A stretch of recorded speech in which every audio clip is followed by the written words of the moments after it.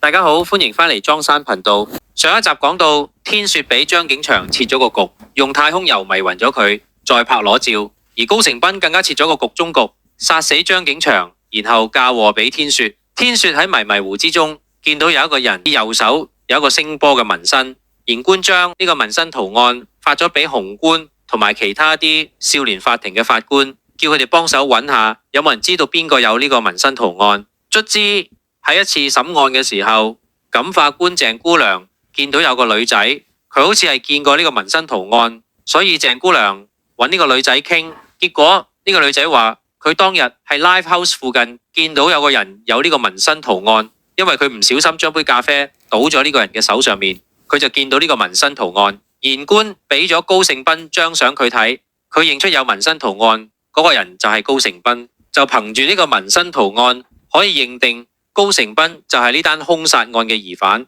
原來呢個聲波紋圖案嘅意思翻譯出嚟就係媽咪我愛你。原來高成斌係好在意佢媽咪嘅，所有詆毀佢媽咪嘅人佢都唔會放過。之前補習老師 Lydia 就因為詆毀佢媽咪同其他男人有唔正當關係，所以高成斌就要殺咗佢。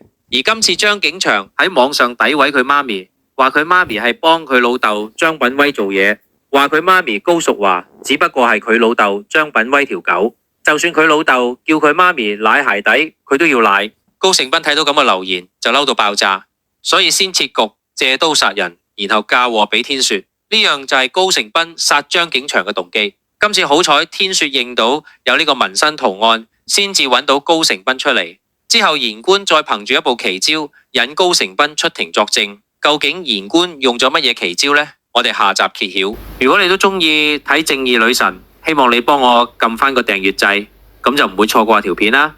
我哋下集再見。